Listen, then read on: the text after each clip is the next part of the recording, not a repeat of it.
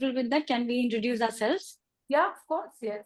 Meghna, I've started with the recording whenever you guys are ready. I'm muting myself now. So all the best, and I'm muting Thank you myself. so much. All right. So we start, right? 6:30, we'll start. Yeah. We'll just, yeah. Kajal, you can present now. Hello, everyone. So happy to see you all again. So happy that we are here again to do this. So welcome to this webinar. This is a special one because we have a guest speaker today on our webinar. I would really like Dr. Vandana Verma to introduce herself so that you understand who she is and what we are going to hear about today. Vandana, you can please go ahead and introduce yourself. Hi, I'm Dr. Vandana Verma. I am the founder of Fitness for All, which is a diet and physiotherapy clinic based in Gurgaon. There is also a small branch in Delhi for the same. I'm a physiotherapist, but I did my master's in nutrition. So I'm here to talk about nutrition aspect in neurological disorders today. Okay, thank you so much. Thank you so much for that. I would, Meghna needs no introduction, but I would still like to hear from her. First of all, before we do that, I want to say heartiest congratulations on completing a decade of work. In 50 plus is so proud that we have done this. I would really like to hear Meghna say something about the work that she has done, and also to just introduce herself. Please go ahead. I think Meghna's on mute.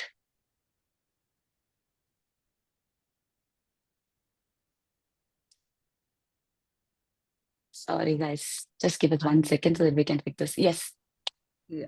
Hi. Yeah, we can hear so you now. much. Perfect. Yeah. Great. So first of all, thank you, Sona. Thank you so much. And thanks, Dr. Vandana Verma, for joining us today. Honestly, it has been a great privilege for us to be able to work in this industry of elder care, where things was not so organized to now also. It's coming to a phase where it's getting organized little by little. And honestly, having a decade in this elder care industry, we feel extremely humbled, I would say, rather than proud. Extremely humbled by the experience that we have received from our seniors, and extremely humbled by the love and the response we have got back from them. So that's absolutely wonderful for me and my team altogether. And from the side of 50 plus, we would like to really thank Dr. Vandana Verma for taking out her precious time today and joining us for this amazing interactive section that we'll be having now. So back to you, Sona. Thank you. Yes, thank you. I'm Sona. I'm a counseling psychologist, and today I'll be moderating the webinar. Kajal, if we can go ahead and start. Okay. So let's just talk about why we are here today. We are here to understand about neurological disorders and also what role nutrition plays in supporting health, neurological health, and also supporting health in case of neurological disorders. Next slide, please. Yeah. Okay. No better person than Meghna to help us understand what neurological disorders are. So as we grow old, we understand, we have heard a lot about some of them. We know dementia, we know Alzheimer's, but there are also many other types of neurological disorders that can affect the elderly. So it is just like any other part of your body that deteriorates as you grow older, your nervous system also gets affected. So I would like Meghna to now talk about neurological disorders so that everyone understands what we are dealing with. Yeah, so honestly, talking about neurological disorders, to be very honest, we have spoken about it in our previous webinars also, Yes, where we've yes. spoken about issues like Alzheimer's, dementia, where I think everybody understands by this time now with the movies, with the various stimulus we have been getting around us, that what is dementia. To if I had to just like put it into like few words, I would say dementia is not exactly forgetting. So it does Yes. happens to us, we open the almirah and we kind of forget, okay, why did I open my almirah or fridge at the middle of the night? You open your Yeah. fridge and you've forgotten, why have I opened the fridge? So that's not dementia. Please don't get scared. Dementia is instead of putting your water bottle back into the fridge, you are putting your shoes into the fridge. So Yeah. that is when you think it is dementia. So yes, it is forgetfulness, but it is much more than that. So not going into the details, but this is to just summarize it up into a very small statement. Yeah. Then when we talk about like vascular dementia or Lewy body dementia, uh, these are various types of dementia based on their physiological representation in our physical body, based on, the symptoms we are receiving. There is something which is called FTD, frontotemporal dementia. So all these kind of dementia we're talking about various symptoms, various things that kind of, differentiate it from each other. Some are Mm. very long living dementias, as we call it, and some of them have a different kind of lifespan. But of course, at the end of the day, when we're talking about any neurological disorder, they are badly affecting the quality of life you're living naturally. Right. Going to Parkinson's. Parkinson's, we say there are, 5 cardinal feature out of 8. So out of those 8 features, if you have like any 5 symptoms, you are diagnosed with something which is called as Parkinson's. And usually in Parkinson's, a drug like Syndopa or dopamine is given to the brain to kind of boost it up to be Mm. able to help the body to function. But there are phases when somebody is on the boost, and there are phases when the boost slows down, because it also like kind of forms like a bell-shaped curve. So when the Okay. boost slows down, what happens to the person? And honestly, the medicine I feel which should be timed the as per the activities a one person has to do. For example, the time when it is time to feed is the time a Mm. person should be on the top of the boost phase.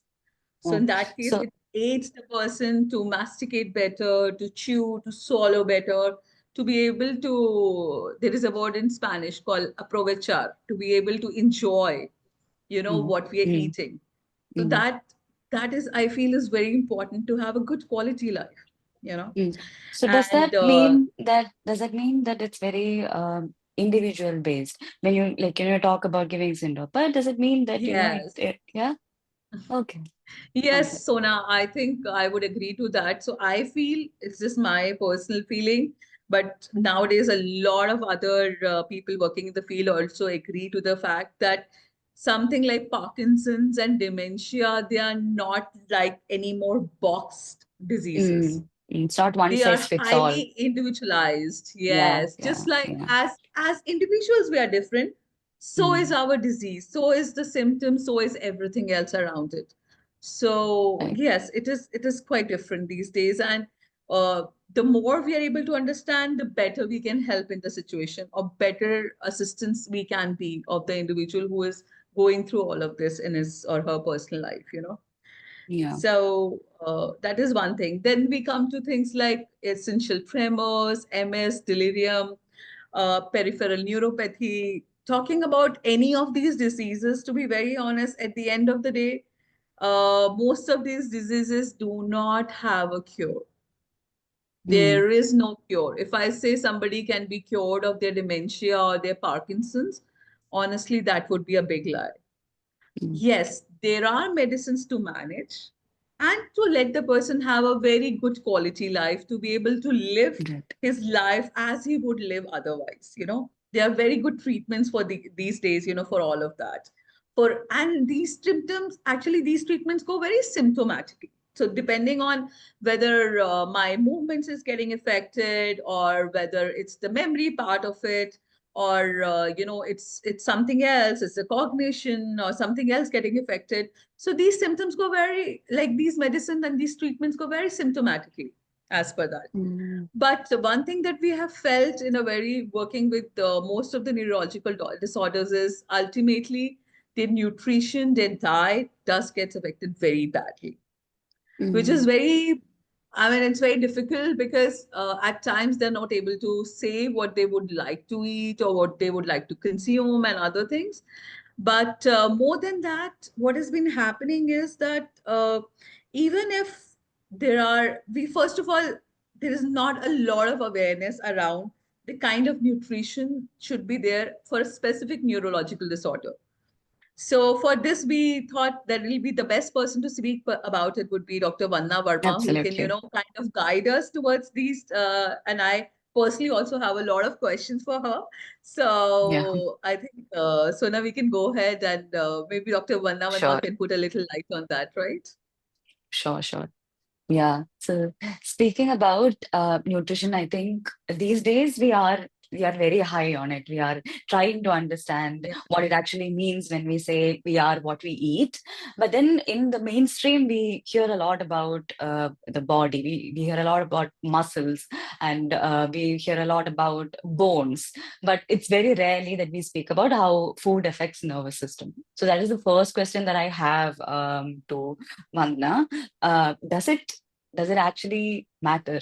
Does nutrition matter when it comes to neurological health? See, firstly, I would like to really say the fact that it's a very good topic that you guys have addressed today because nobody talks about it. So probably this is Mm, also my first webinar where I'm talking about the role of nutrition in neurological problems because mm, we never talk about it. Nobody even feels that there is any connection between neurological conditions and nutrition. So this is yeah. something that is not talked about. And as Mrigna said that these are those patients who cannot themselves tell you that what do they feel like eating, what do they want to Mm, eat, what do their bodies require, how they are even feeling.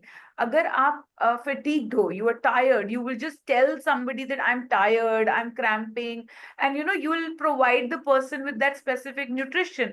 But these are the people who can't even tell you the symptoms or how they are feeling. So it is correct. even more important to understand how food and nutrition can help these people, right? So the first question that you have just come up with, that does nutrition have any whatsoever role? To that I would say yes. Nutrition has quite a central role in maintaining the cognitive health of the Mm, patients, because these patients are now aging, and as a patient ages their needs specifically changes. So now you just said that we are what we eat, but I have learned the hard way we are what we absorb. So mm, it's not just about eating. There are, I yes. might be eating ample amount of iron, but I'm still deficient on iron. It is because my body is not absorbing it right. So old Mm, age is one place where people have a very low absorption. So even if they're eating the right nutrition, their absorption goes down. And people with neurological disorders, this even, it multiplies. The problem okay. multiplies. So it is important that with this age, a continuous supply of energy and nutrients are given to them. In these people, there is a deficiency which is mostly seen. Vitamin B deficiency is commonly seen. Vitamin D deficiency is commonly seen. Omega 3 is commonly seen कि इनका deficient होता है. So these are the areas which we try to work on in older patients to give them more of nutrition, to help them in their Understood. cognitive health, to help them with depression, and even low nutrition helps the risk of neurodegeneration. So when a person, an old patient, is not given the diet properly, they are actually going to borderline come into the neurological problems. Maybe they were not supposed to, but because of the not the right nutrition, you can see some people falling into this category. So it is very important to take care of all those factors, give them foods which will lower down the inflammation, help in oxidative stress and all. Okay. That's very informative because we only think about assimilating is something that I think only experts talk about. We need more people to know about this. We need this to reach more people. So thank you for that. So I think we can we go to the next slide?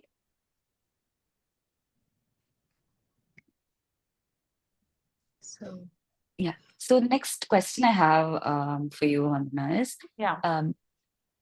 we hear about the can you move one more slide, Kajal? Just change one more slide. Yeah. So this is like, this is pretty new information. For me, it is. It's not something that I have been familiar with. Gut-brain axis. What is this? What is this? Okay, so it's not just you. There are so many people who feel that there is nothing known as gut-brain axis. There is no connection between gut and brain. That the other day I was talking about this on a podcast as well, and my husband pointed out, I think you said something wrong. What is gut and brain? How can you connect gut and brain? And that is when I realized that, okay, so not Yeah. many people know that there is even a connection.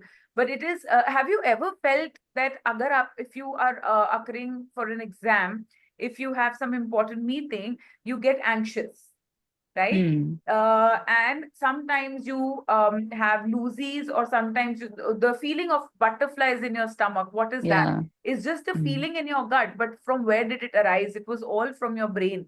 Because you were anxious, you were getting that feeling of using the washroom. So whenever we are going for any important seminar, we try to use the restroom before. It is because the brain and gut is connected. Okay, it is a two-way axis, and there is no right answer that how is gut affecting the brain or is the brain affecting the gut. It is a two-way transfer. It is connected by vagus nerve. So there are so many important neurotransmitters that are being produced in the gut, like serotonin, which is responsible for your happy feeling, your feel good, your mood swings are all taken care of by serotonin, GABA, and many other short chain fatty acids are produced. So when your gut is not functioning well, when the trillions of bacteria, the gut microbiome is disturbed, or there is dysbiosis, you see that your serotonin production goes down. You start becoming irritable, you start becoming depressed, you start becoming anxious. So these are the little things that, push you towards that line of having neurological disorders. So research has also seen that people who have Parkinson's or dementia or Alzheimer's, their gut microbiome is always disturbed. They are the ones who do not have a proper, bowel system. They have disturbed gut. They have constipation, bloating, and all of that. It is not because they have anything in their gut. It is because their brain is not functioning well. And as I said, if the gut is not functioning well, then these problems crop up. So gut and brain axis is in a way connected to each other in this way. Okay, so it's like a loop mechanism, right? Correct. And Vandana, honestly, it's very interesting because as we were talking about it, so we feel a lot of symptoms in case of a lot of neurological disorders is sometimes just the fact that we are just trying to, manage the symptoms.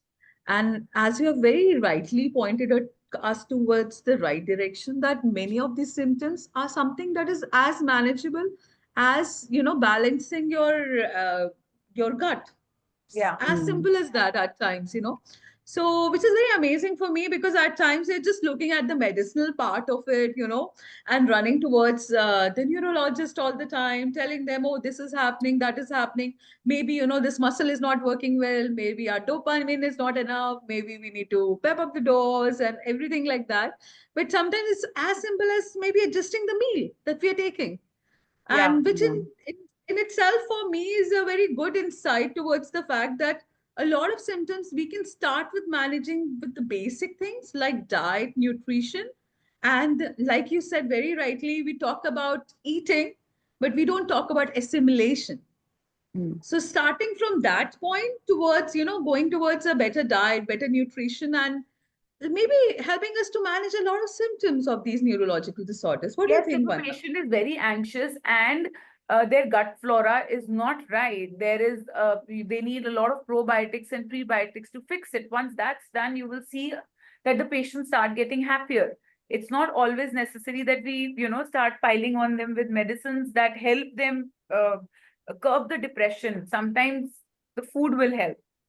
Yeah, exactly what I also wanted to point out. I think this is also something new as a psychologist. This is also something new that we are dealing with. It's we are seeing a shift in the field of mental health as well. When we see that someone is depressed, we ask these questions now. We ask whether you're nutritionist, right? Are you getting enough sunlight? Are you drinking enough water? So that only after you cross these checklists, we actually try and address problem, because these are basics. And sometimes, like you said, sometimes when these problems are fixed, you definitely see a change that is noticeable. Yeah. So yeah, I think it's very important. It's very important knowledge to have. Yeah. Thank you. Thank you, Vandana. I think now we can go ahead and try and understand about role of nutrition in each of these neurological conditions. So one important question that I want to ask you is, we see that, okay, once we are diagnosed, we always talk about, oh, once we are diagnosed, then what do we do? Is there a way that we can protect our nervous system as we grow older? Because like, we said earlier, we talk about how to strengthen your muscles, we talk about how to strengthen your bones. Is there a way that we can prevent ourselves from having, I know that it's not exclusively diet, but at the same time, are there precautions that we can take? Are there things that we can do to nourish our nervous system? See, yes, there are some researches that support that, there are specific diets which are known as the anti-inflammatory diets which have helped to reduce or curb dementia and Alzheimer's. I won't say treat completely, but yes, to stop the progression or to help a person in a better recovery, right? Managing it better. There are diets like something known as MIND diet, MINT, which is a combination of Mediterranean diet and DASH diet. So Mediterranean diet is basically the diet which is mostly followed in the Middle East. The DASH diet is basically followed for people with hypertension. So we try to mix the good of both these diets by including a lot of omega-3s, olives, जो आपका Mediterranean cuisine में add होता है, olive oil and all these things, and reducing the processed food, which we do for the hypertension, reducing the salt, reducing the processed food, and taking out the packaged food from the diet. The combination of this diet has been reported to seen that the people with a lot of Alzheimer's or dementia, they see a good progress in this because the inflammation goes down, So key foods which one can include when they are looking up for such kind of a diet is, number one, including some green leafy vegetables. Because you see in Middle East, a lot of them eat a lot of green vegetables. So even with their meats, they do not eat carbs. They eat a lot of leaves. So having those green leafy vegetables with your proteins have a thing of, reducing these Alzheimer's and dementia problems.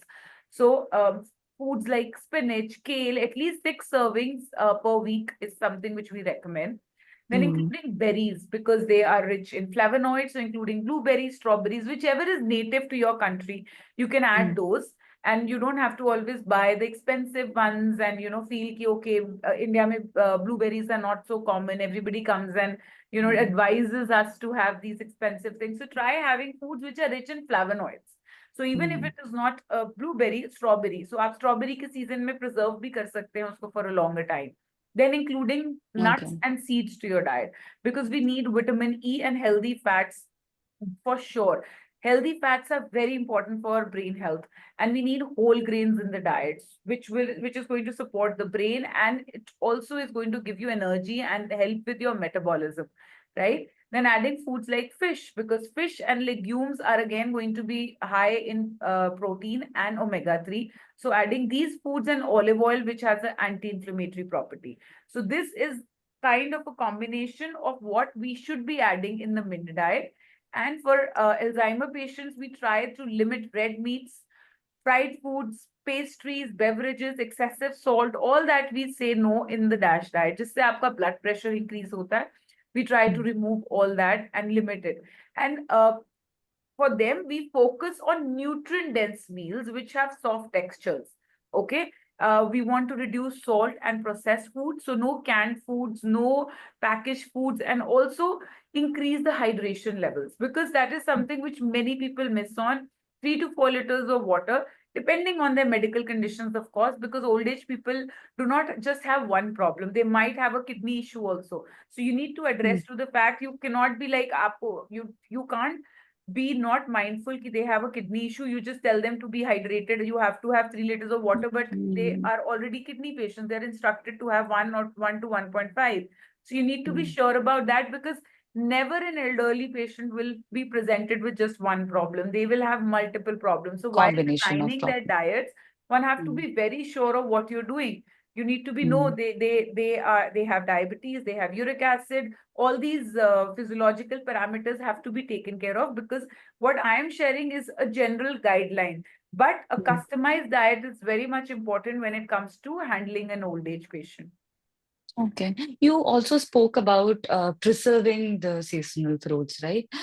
So are freezing the fruits, and if I just like wanted to know, because people would be curious, how do we do that? How do we preserve? We can just freeze it, or are there any other methods that we need to See, particularly follow to that? whatever seasonal fruit you want to have, if like we're talking about strawberries, you need to just firstly clean them properly. There is a method of cleaning them with a little bit of baking soda and water. You remove all the impurities, and then you can chop it or freeze the whole strawberry in one go in pouches and keep it in the freezer. And you can keep using it throughout, even when it's not in season. You can use it in smoothies. You can use it with your oats, because strawberries are for limited time in India. So that's one problem, and berries are not that common. So if we talk about a lot of berries, then preserving strawberries is a very good idea.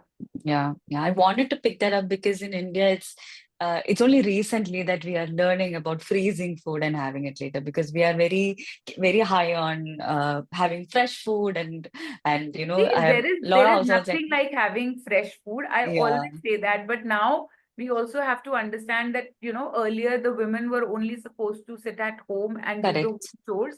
Now women are working; they have limited time. So freezing concept has now it's a Western concept, but now it is Yeah. quite prevalent here as well. And freezing will not decrease the nutrition, because it Yeah. we just chopped and freezed into the freezer. So, but that's better than having packaged food.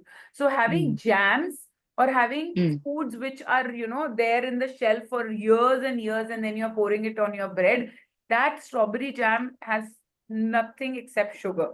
So if you feel that Dr. Vandana said strawberry khana hai, humne strawberry jam kha liya, this is not going to help you. Yeah.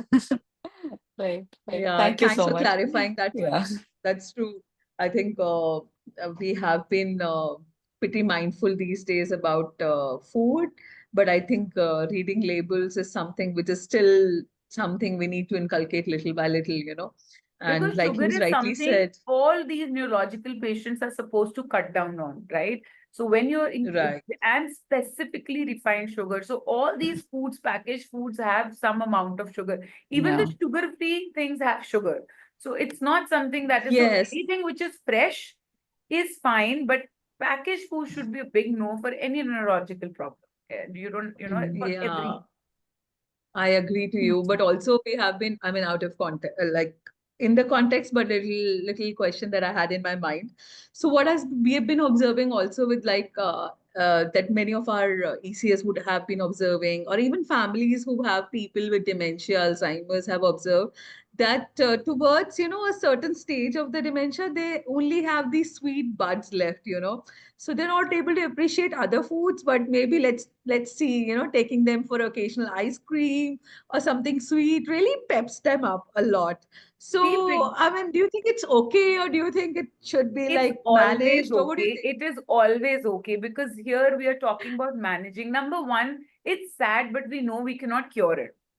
Okay. So Yeah. Absolutely. little things that give them happiness, we cannot take that away from them. Anyways, they are not going to be cured completely. We are here managing things. So if it is an occasional Right. treat, it should always be there. We have to just find alternatives for daily basis. So if a person is having tea on daily basis, giving them sugar on daily basis is a no. But if a person is having ice cream probably twice a week, it's not a problem at all. You don't have to have a sugar-free cake if you're having it once in 15 days.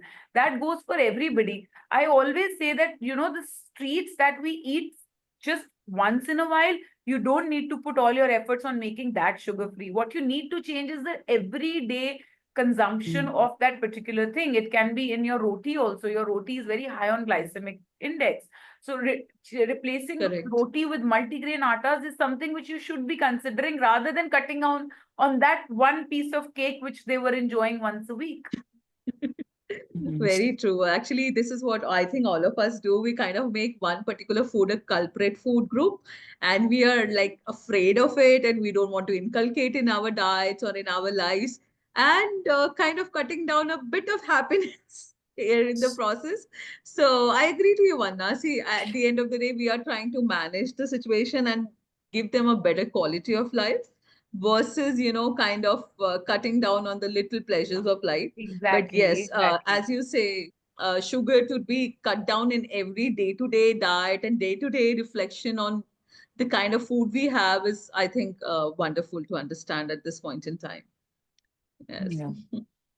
Thank you. Thank you, Vandana, for that. I also would like to understand about Parkinson. Now that you have spoken about how nutrition can be managed in Alzheimer's, how about the other condition? How about Parkinson's? In Parkinson's, what we generally see is the patients who come to us present with a problem, a lot of problem of constipation, medicine and food interaction, and weight loss. These patients have these probably three things which we cater to as nutritionists. Okay. So number one thing which I always feel is that their protein timing is very critical. Okay. Okay. Whenever you're feeding them with protein, they are on levodopa. That Mm. actually inhibits the protein absorption. So if you give the medicine and protein at the similar time, the protein will not get absorbed in the body completely. So you need to time the protein in that case. So if you are giving them the medicine in the first half, try to give a more protein rich diet in the second half and vice versa. So you need Mm. to balance the protein timing in these patients. Number two, as I said that the constipation problem is quite prevalent, we need to add a high fiber diet to these patients. So including fruits and vegetables, adding salads to their diet, maybe introducing chia seeds, including isabgol to the diet so that they are relieved from their gut, because constipation can be really troublesome in these patients. It makes them even more conscious. So we need to work on that, including foods that are fermented to help their gut microbiome. Okay. So including foods like adding homemade pickles to their diet, adding kanji to their diet, including fermented vegetables to their diet. All these things will also help them. Increasing their hydration, because many a times constipation is also relieved with water intake. So including good amount of water to their diet, infusing the water maybe with some lemon, with some orange peels to make it more tasty, because sometimes they find water to be very boring and they Bland don't and consume water as much as they should. So maybe making the waters interesting, making them into colors, adding little, जैसे अभी mango का season है, so adding little bit of आम का पन्ना बना के, just including water in few ways that makes it more interesting to look at. So that is one thing, and also monitoring their micronutrients. So as I said, vitamin D and B12 deficiency is quite common. It is seen in Parkinson's as well. So taking care of those micronutrients is very important. And also in Parkinson's, we see patients struggle with swallowing, right? So there we yeah. want the food to be of appropriate texture, and also a speech therapist to be there for them to guide them to eat, because they lose a lot of weight because they're not able to swallow. So the food, Okay. whatever is fed to them, has to be made into that consistency, which makes it easier for them to follow it. Otherwise, whatever you keep in front of them, they won't be able to eat it. Okay. Okay. Yeah, Understood. very That's true, very Vanna. I think informative. Yeah, I think this we have observing with a lot of clients of ours who are with Parkinson's, that there is a persistent weight loss. And honestly, yeah, I mean, now understanding it from your perspective, if levodopa is kind of blocking the protein in, absorption into the body. So Yeah, so as we it is, need to it's very time it. difficult. We need to not give it Correct. together. And protein loss की वजह से उनका muscle loss होने लग जाता है. Their protein, whatever Correct. protein was not getting absorbed. Correct, correct. So actually, like for example, most of our clients are having levodopa vanna sometimes 5 to 6 times a day because of the how advanced is their condition. Yeah. And here, I think your idea of kind of like timing it out at a point where liver dopa is still like a little apart, I think can be very useful in the sense of, helping them to assimilate that protein that they're trying to take.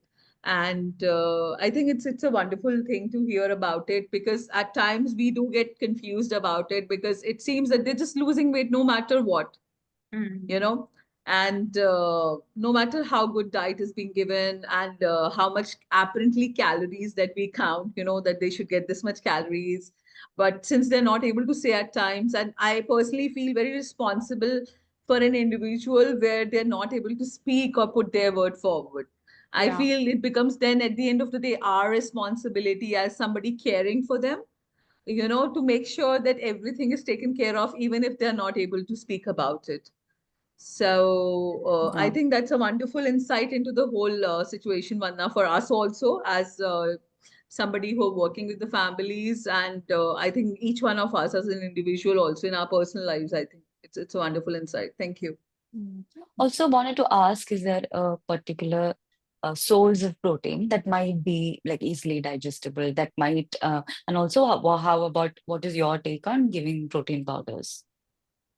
See, we need to give protein powders at some stage in these patients. Again, the reason is they're not able to eat a lot. They're not able to swallow a lot, right? Yeah. And the amount of protein they require is on the higher side. So if a patient is weighing 50 kilos, the amount of protein that person would be requiring would be around 50 to 60 grams, depending on the need of the patient. So having that much food for old patients sometimes becomes a challenge, and that is one thing which leads to a lot of muscle loss. So, giving things like chane ka soup, chicken clear broth is something which is one of my favorite, because chicken broth contains good amount of protein and collagen, and at the same time there is no swallowing problem for these people, because we have to work on the textures. We cannot be giving them kale chane ki chaat, because half of them won't have proper teeth to chew on that. Okay, so we need to see all these parameters, that which patient are we working with. If the person is non-vegetarian, the problem is much easier, because you can give them fish. Fish is very soft. They can have fish, and it's a good source of omega-3. For vegetarians, the challenge is that they are just relying on paneer. You can include tofu, because paneer and tofu again are soft.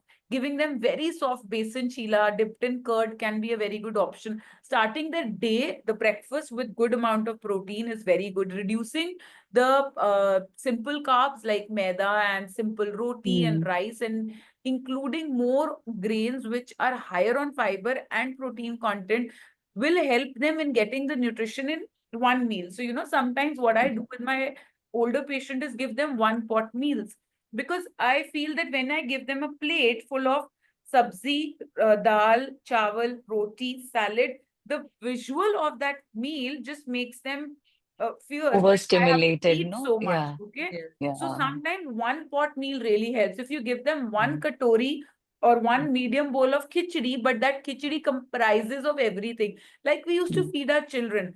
The saying of ki bacha booda ek barabar is all because it's the whole life cycle is getting back.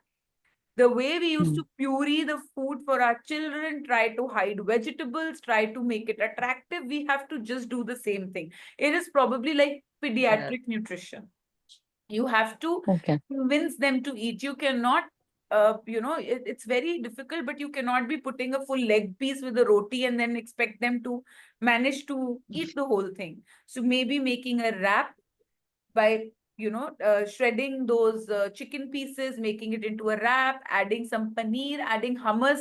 Hummus is a very good dressing when again a Mediterranean diet, right? Adding hummus because it is chickpeas with olive oil. So spreads like those can actually help them to swallow the meals also.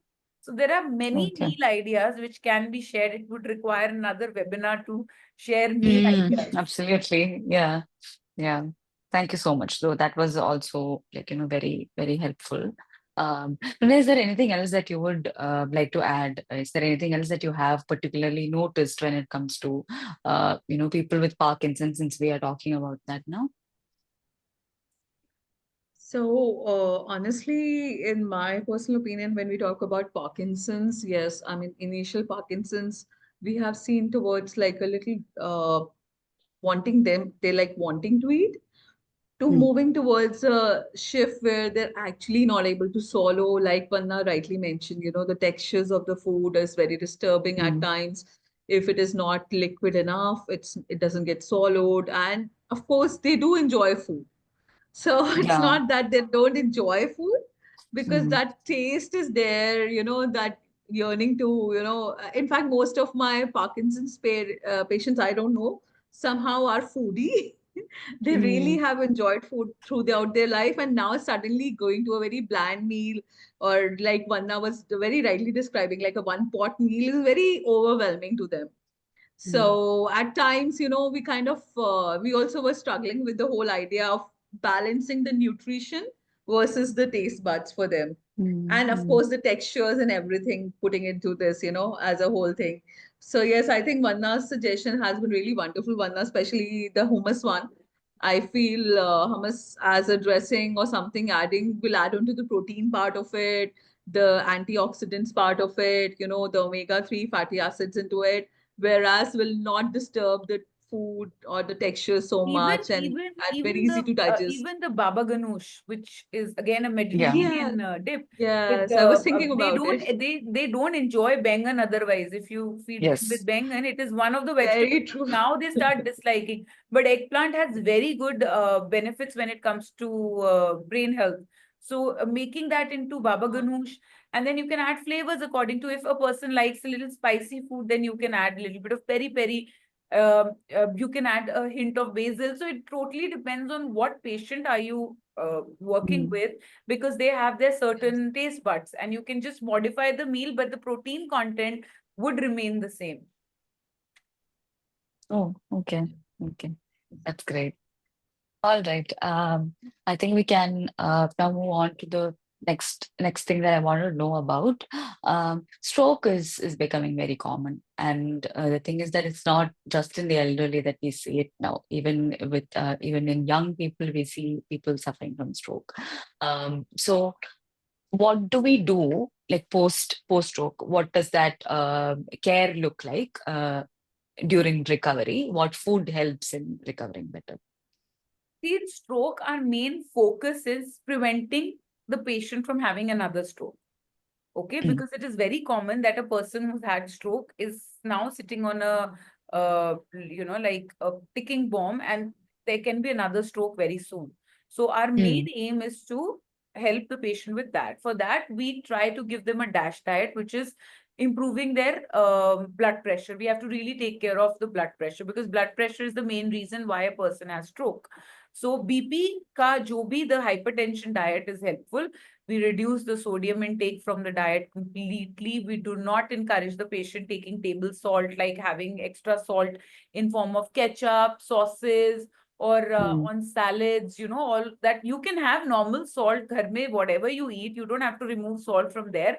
But having Mm. extra salt in forms of hidden salts like chips ho gaya, aapka sauces ho gaya, tomato ketchup, Mm. mustard, all of these dressings are completely taken out. Packaged foods are taken out. Processed meats are taken out, like salami, sausages, or your seekh kebabs. All that goes out of the window. So everything Okay. is made fresh for these patients. Your diabetes and cholesterol needs to be controlled. So foods which help to manage these things with are now more into action.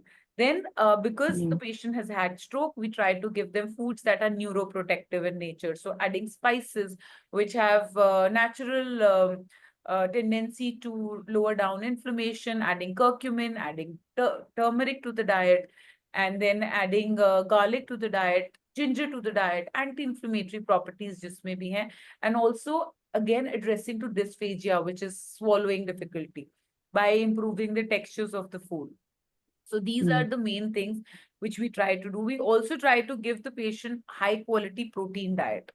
Okay. Mm. And we increase the protein content in these patients, because the muscles are going to go inactive for a longer period of time. They need protein because they feed on protein. So you need to include more protein in these patients. And if they have had dysphagia, then you need to again include protein in the form in which they can swallow. And here is why protein supplements also come into picture. Patients are given protein supplements because they are mixed in water or milk and then gulped down. They can't Mm. eat much of protein, but protein is required for the recovery in stroke patients. So that is Right. what we do in these patients. We also try to balance electrolytes. Okay, so including like whatever water you're giving, try to give like lemon water, add a little bit of, again, infuse it with different things. You can include chia seeds for reducing constipation, because a patient who's inactive for a longer time might develop constipation problem, and that leads to bloating. Because what I generally see is patients after stroke, because of constipation, inactivity, constipation, they're always bloated and they don't feel like eating. Whatever you do, they don't feel like eating. And protein digest karne ke liye, you need to be active. If they are taking protein with a protein supplement, then they also need to utilize it.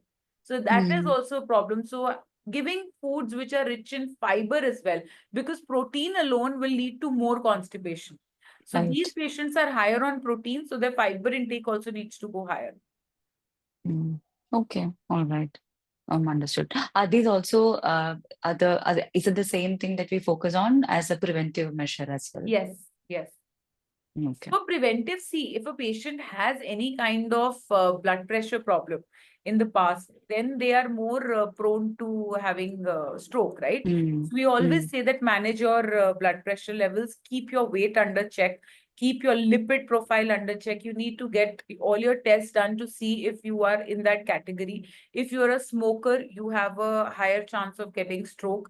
If your blood pressure is uncontrolled, if your weight is on the higher side and your blood pressure is on the higher side, then you are more prone.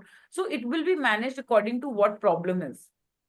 The people who are in the higher risk should work on those parameters because of which they are on the higher risk. Right. Understood. Now, would you like to add to this based on your experience of seeing seniors who have been affected? So I agree to Vanna. So first thing, actually, when we're talking about somebody recovering from stroke, comes to the fact that we have to make sure the recurrent stroke doesn't happen. They are a ticking bomb and it can happen anytime. So I think that precautionary diet to make sure that your sodium intake is low down, your salts are balanced in the body, your diet is similar is one important thing. And honestly, it also is very important to look at the facts that there would be loss of certain neurological functions or at times physical functions that we see, that there is a hemiparesis or sometimes, paralysis, depending on what part of the brain is affected, is being seen in such patients. And initially, in the first few days, we see a lot of lack of tongue movement, whereas in swallowing in itself, becomes very difficult. So when Vanna picked up the point of textures, I think especially in the first few days, the texture is super crucial, super important. And at times they also lose a lot of faith on themselves when they see that they suddenly from, being a super active person versus somebody who needs help even swallowing down their food, thus brings the morale down. So something very basic food diets like the one is recommended, just changing the texture, something like khichuris, something which is just changing the texture of the food, or protein powders, given them as a form of a drink, that they're getting the proteins. Nonetheless, the texture is not bothering them so much.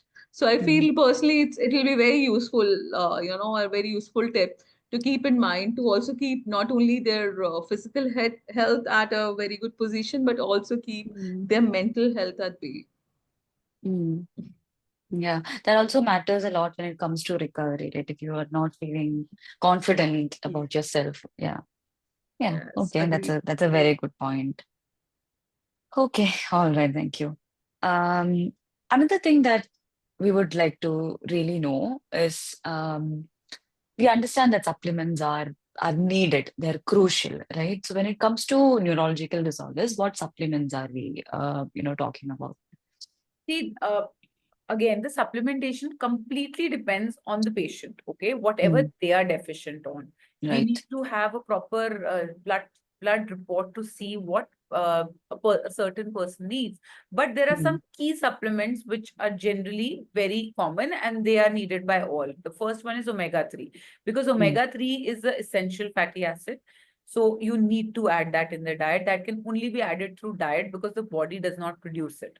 So number one, so that is one thing. Number two is vitamin D. Again, vitamin D deficiency is now quite prevalent and it is related to cognitive health and depression. So people who are Yeah. deficient on vitamin D are seen to be more depressed. They don't even know the reason of depression, but just a small thing by just taking care of the vitamin D thing can make them feel good. So that is another one. And third is B complex vitamins. So vitamins like B12, B6, folate, these are again very important to be seen. B12 deficiency is again linked with a lot of nerve problems. So we see patients struggling with nerve pains and then leading into anxiety, then feeling bad about the pain, feeling depressed about the pain, headaches, frequent headaches and all is because of B12 deficiency. And these things, then they push the patient towards neurological problems if they are unattended. So sometimes we can just take care of these simple things and prevent a patient from getting into any kind of neurological problem. Because neurological problem doesn't mean that a person has to have Parkinson's. Even a simple thing like depression or dementia or, you know, a simple feeling of being sad or lonely can also be the first sign of neurological problem. And they can Correct. start from deficiencies as well. So if we can take care of those, then we can actually help manage many such patients. Okay, all right. Understood. How about we already spoke about the gut-brain axis. We already spoke about how the gut microbes are very important. Prebiotics and probiotics, what role do they play? I mean, I'm asking about them in the form of additional supplements and also as part of the diet. See, again, you don't need a lot of supplements for prebiotics and probiotics, but we need to add it through food, okay? Because they will help in the lining of the gut integrity, number one, because it's very important to have a proper gut. Gut can make it or break it when it comes to your neurological, Right. okay? We need to reduce the systemic inflammation. For that, we need the gut health to be prime. And also, it helps in modulating the neurotransmitter production, as I have discussed it earlier. So including foods which have probiotic elements like including curd, chach, kanji, overnight fermented rice is a very good meal which is quite prevalent in many parts of India. That's also known as kanji itself, having the beetroot and gajar ki kanji, making pickled vegetables. Again, in Mediterranean diet, you see a lot of pickled vegetables. Those they are marinated, they are kept, sauerkraut, kimchi. All these are for gut health, right? So not having achar from market because that's just preservatives, a lot of salt and lot of preservatives. It's all homemade. If it is homemade, if it is ghar ka aam ka achar, it is going to act like a probiotic. But if it is from the market, which is preserved and shelved for years and years, no. Whatever achar we make is only preserved for a month, 2 months maximum, because we eat it readily. And you can keep changing the achars. You don't have to now be seasonal. You can make amla ka achar, you can make aam ka achar, you can make simple adrak with nimbu and hari mirch. You can keep changing the kind of pickling you're doing, but pickling is a very good way and fermenting is a very good way of adding probiotics to your diet. And on daily basis, including curd to your diet is a great idea. Okay, all right. And also prebiotics, when you said prebiotics, prebiotics are basically going to help the probiotics feed, okay? So it's like the meal for the good bacteria. For that, you can include foods like garlic and onions to your diet because they act as prebiotics, which actually help the probiotics survive in your gut. Okay, okay, all right, that's informative. Then I also want to ask you about, I actually read the research that talked about the role of curcumin, turmeric in, specifically Alzheimer's. What can you elaborate a little bit on that? Does it actually have an influence? Yeah, basically curcumin is an active compound of turmeric. Okay. Now हम लोग घर में बहुत turmeric use करते हैं. We use a lot of turmeric in the house, but we need to know that the turmeric should be pure because we're talking about the active compound curcumin in this. It Mm. specifically has an anti-inflammatory property and it also has an antioxidant property. Both these are Mm. going to help in these conditions because there is a lot of inflammation and we need to lower it down. And curcumin is a naturally present thing in a spice which can be used. There have been researches which say that curcumin has reportedly helped in inhibiting the oxidative stress which happens Mm. and inflammation in the brain. Okay, so Mm. adding curcumin has shown these results. It has also has a potential role of elevating mood, right? So Mm. having Yes. that haldi wala doodh or turmeric water, it helps in healing process. It elevates your mood also and also your cognitive performance. So that is Mm. why curcumin is now that much into rage, and it is Mm. all for good reasons. Mm. Yeah. So whenever we see people making smoothies and all, they do use the raw turmeric in it, right? But in our households, we are used to using the turmeric powder. Yeah, but Does there it? is one thing which we need to know. Whenever you are using turmeric, we need to add black pepper along with it. Because Yeah. turmeric Mm. alone will not be Activating. sufficient. You need to Mm. activate it and for the better absorption, because this is the right combination. Even when you are Mm. taking curcumin supplements, you can also take it in supplementation form. You need Mm. to see that it has pepperine with it because the combination will help in a better absorption. Okay. Okay. All right. Yeah. Thank you. Mm. So I think the next question, we have covered most of it in the conversation itself. But again, how do caregivers particularly take care of people with cognitive decline? How do they adjust their nutrition? What advice do you have for people who are caregivers? As I said, that they are just like children. It is Mm. similar to pediatric nutrition. The tips are simple. They are as Mm. simple as when we feed our child. Mm. Number one, you should be offering them simple, familiar foods which Mm. they know and they are aware of. Wherever you're Mm. introducing a new food, you have to do it very slowly. A little bit of convincing is also required. Mm. Provide finger foods mostly, and you can give them a lot of one pot meals and smoothies when you want to give them a nutritionally dense meals. Their snack Mm. time is very important. That is when you can actually fulfill the micronutrient requirement. We Uh, always focus on the main meals, but we forget the snacks. The snack mm. time is the time when you can actually work on the micronutrients. Like if you want to give them something which has good amount of calcium or iron, maybe a ragi laddu at that time, or Mm. things which will help them. Otherwise, in the main meal, they won't be able to eat that. So if you're giving them a nutritionally dense laddu in the evening with milk, will really help in terms of their completing their nutritional profile. Also, Mm. encouraging hydration throughout the day by different ways, which we discussed earlier. Then, in also monitoring their weight change. You need to Mm. know if they're losing a lot of weight or gaining, because both the parameters are not going to be helpful. If they're gaining Mm. too much weight, you need to work on losing weight as well. Because according to the BMI, they should not be on the heavier side. It will be very difficult for them to maneuver their own self. And that would Mm. become a problem in managing their ADLs. Right. So that is Right. something we need to focus on. Otherwise, supplementation and oral supplements are to be given wherever Mm. needed. Do not shy away from doing that, because at Mm. times you are feeding them enough, but the absorption is not happening. So for that, we need to increase the amount, but you cannot increase the food. So that is the time when supplementations come into picture. Okay. And are there anything that we need to like watch out for when we are giving supplements? Is there anything? So like you earlier said, blood tests maybe. Other than that, Yeah, so there are few points which we can talk about in this. Number one, whenever you're giving them fat soluble vitamins like A, D, E, or K, these need to be given with a caution because they tend to have toxicity, because mm, they are not excluded out of the body on their own. Like agar aap vitamin B thoda extra bhi de doge, it will be washed out from the body because it is water right. soluble. But A, D, E, and K are there to stay.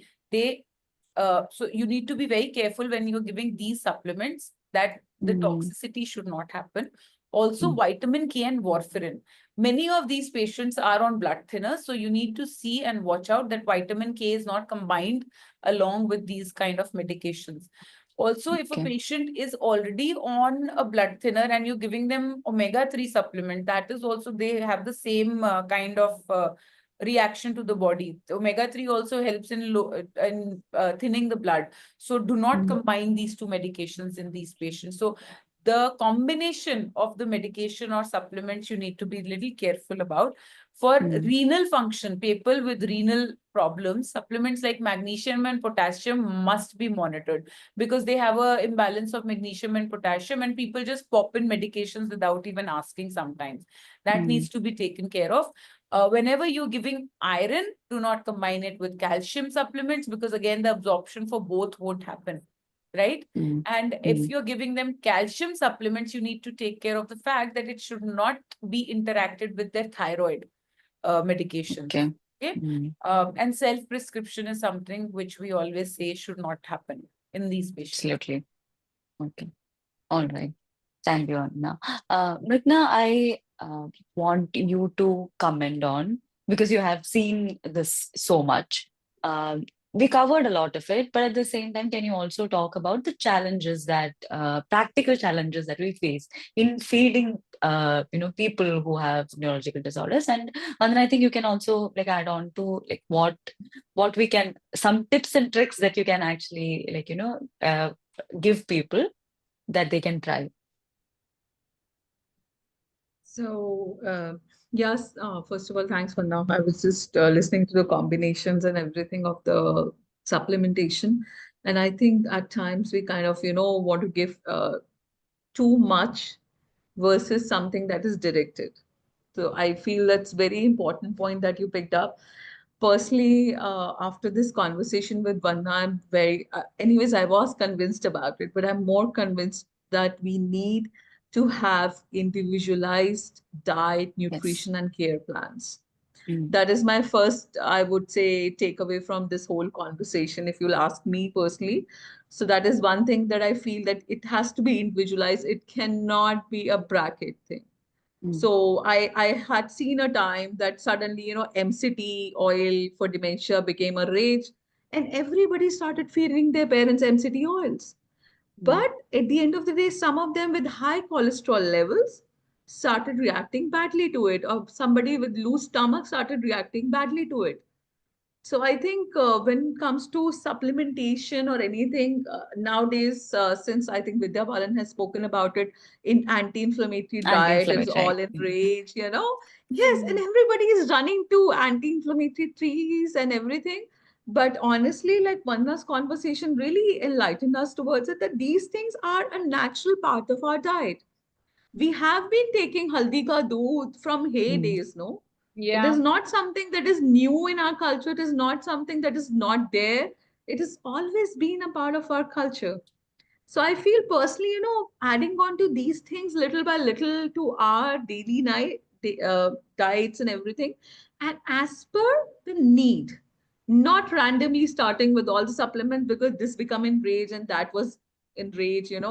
So that's super important, and not mixing the supplement. For me, honestly, it was very interesting when Vanna said if we are giving iron and calcium together, none of them are getting absorbed. Yeah, It's very and interesting because they a just lot of make a whole stack of thing and just pop it and have water. Ki kaam khatam. Correct. This is what we have been seeing, especially, because most of these neurological patients are dependent on the caregivers, they are dependent on the families, they are dependent on the support staff that kind of help them. And you pop a pill, that's it. But I think one that's a very valid point to be able to time these things so that the maximum benefit of these things can be taken for the body. Personally, this was another takeaway I have from the whole discussion from Vandana.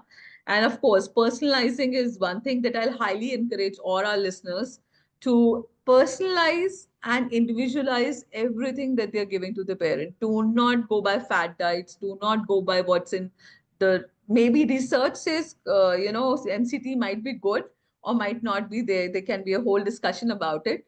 But the fact is, if somebody is on high cholesterol already and, somebody is, with that kind of a tendency, has loose stomach most of the times, and you are popping that person with MCT, it's not going to help. It's not going to help as much as it should. So for So, example, fiber is very important in these patients, right? Because they are mostly constipated and all. But at the same time, if a person has IBS or if they have diverticulitis, we need to then restrict Yes. fiber. That is when they don't know. They are giving the person more and more fiber, right? वो उसको ये सब बोल के दे Yes. रही हैं. And the person was having some problem in which the fiber was supposed to be restricted, and they were supposed to be given a a simple carbohydrate diet. That's a very tricky situation. Giving diet to a diabetic and a uric acid patient at the same time, if a person has both diabetes and uric acid, because the diets are completely different. That is then customized, because you're so confused. There aap do kya? What should you be feeding a person? And a person with neurological disorder, it makes it even more difficult. So that is when personalization of the diets can really make your life much easier. Yeah, I agree to you, Vanna, totally. So thank you so much, Vanna, and thanks, Sona, for having Thank you this so much. wonderful discussion. Has been indeed very insightful for each one of us who have attended, and of course, those who will be listening to this recording later on. It's a very insightful discussion, and I think, Sona, if you like to go ahead. Yeah, this has been very helpful, very informative, and this is something I'm going to share with so many people that I have in mind already, because this is something that should reach a lot more people. So thank you so much, Vandana, for your time and sharing all this I'm knowledge really with us. happy that we addressed this important Yes, issue today. And there is yeah, so much yeah, to talk about. This is absolutely. just the starting. There is a Yes, lot yes. in this field, or in this for this topic to talk about. Yeah, we should probably do more of this. We should Yes, understand I how think it to, yeah, inspires us to do further more discussions yeah. with Vanna about it. Thanks, Dr. Yes. Vanna Verma. Honestly, had Definitely. been indeed a pleasure. Thank you. Thank you, guys. So thanks Thanks, everyone Sona. who Thanks. was here listening to us. Thank you everyone who will be listening to us later. Yeah, have a good night. Bye. Thank God. Take care. Bye-bye. Thank you, everyone. Bye.